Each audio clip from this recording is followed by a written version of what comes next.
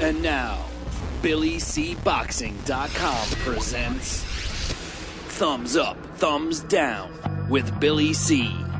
Here he is, Billy C.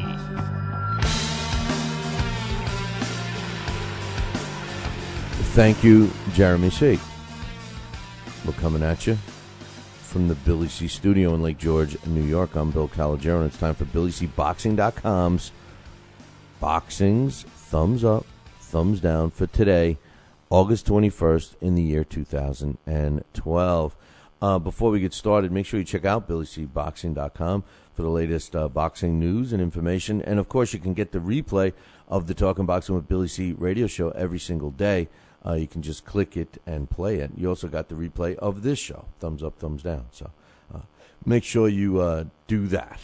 And don't forget about becoming a premium podcast subscriber, neither. Thumbs up. I only got a couple thumbs up and a couple thumbs down today. It's only going to take a few minutes. Thumbs up goes to Don King. Don King turned 81 years old yesterday. And in my opinion, he's the greatest, will go down in history as the greatest boxing promoter of all time in the sport of boxing. A lot of negative stuff is said about Don King, on a regular basis. I remember a line that we actually use on our demo that we send out. We interviewed Don King a couple of years ago, and it was a great interview. And he was saying that he gets blamed for everything. He gets blamed for this, gets blamed for that. And during the interview, he says, I got blamed on the Lindbergh, whatchamacallit, when they snatched the kid, anyway, you know what I'm talking about, when they, abduction, whatever. I said, you got blamed for that too on the interview? He says, yeah, man, I get blamed for everything, But anyway. Was it Lindbergh? Who was the people that got? Who's the kid that got abducted? I thought it was Charles Lindbergh. Maybe I'm wrong, but anyway, he got blamed for everything. Was that the blimp that blew up? I don't know. But Don King turned 81 yesterday. Going to go down in history as the greatest promoter. I think once he's gone, we're all going to miss him. Everybody knows who Don King is. He's become an ambassador of the sport. Yes, there's a lot of negative stuff said, but there's also a lot of positives. Happy birthday, Don. I know I'm late, but you never did me wrong. So thumbs up to Don King turning 81 yesterday. Still going strong, too. Maybe not in boxing, but still going good with the ladies, I hear. Thumbs up to Leo Santa Cruz. Why? Because he's taking on Eric Morale. The reason why I'm giving a thumbs up to these two guys, this is a classic youth versus age matchup. We got Leo Santa Cruz, newly crowned champion, going to be taking on a former world champion and a quality guy at that, and Eric Morale.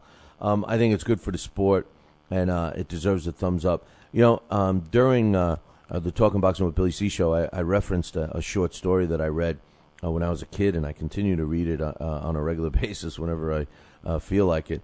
It's written by Jack London back in the day, and it's called A Piece of Steak. It's actually a short story that got me into the sport of boxing when I was in 7th grade, and I highly recommend it. If you've never read it or can't find it, feel free to email me, Billy@TalkinBoxing, TalkinBoxing.com, and I'll send you a copy. I actually have it converted in Word format, so you can read it. It's worth the read. I'm curious to know what you think. It's called A Piece of Steak, and it's all about this fight, Leo Santa Cruz against Eric Morale. Classic, youth versus age, and it's a timeless story about boxing.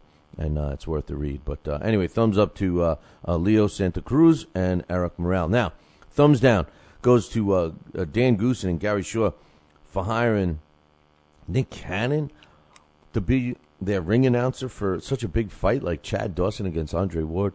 Are people going to buy tickets to see him do the ring announcing? Is that what they're thinking?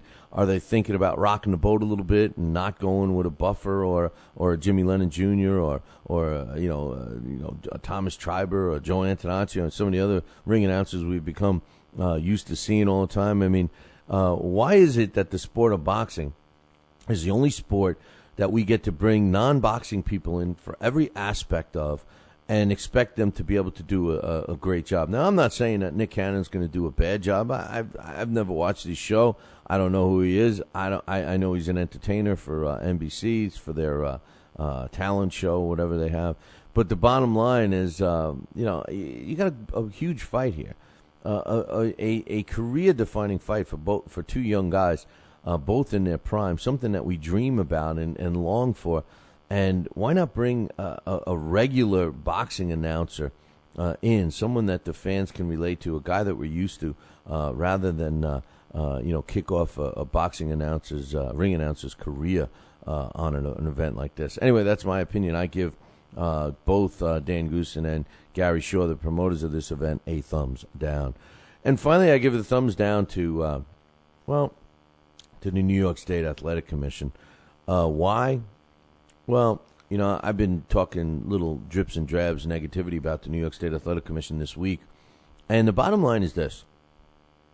The New York State Athletic Commission overcommissions. They have people that don't know the sport of boxing running the sport of boxing. They try to make it difficult for promoters and fighters to fight in the state of New York. Most states welcome and promote the sport of professional boxing. Whether they like it personally or not, they try to make it happen. It generates tax dollars, it generates licensing fees, and what have you. New York is the biggest state, one of the biggest states, has one of the most largest populations, has the biggest city on the planet, and yet we have really per capita a small amount of boxing shows. And the reason isn't because of the strict medical requirements. I support them. Isn't because of the strict requirements it needs to become a promoter to do a show. I support that. I want the right people in there that can afford and do a show. But it's because the people that are running the commission are a bunch of idiots. And I say that because they don't know boxing. They think they do and they act like they do. They make six-figure salaries. They're appointed by the government, which is the state government. And if you ever wanted to see how our boxing, professional boxing, would be run if we had a government running our boxing commission, watch and look at New York. It would become that corrupt, because New York is corrupt. It would become that ridiculous, because New York is ridiculous. And we would end up with somebody that doesn't know boxing running the show. Now, I'm not talking about technically the commissioner, because she actually has a background in boxing. But the guy who's really running the show, he doesn't know anything about boxing. He was a guy that was involved in the medical part of the boxing commission 10 years ago.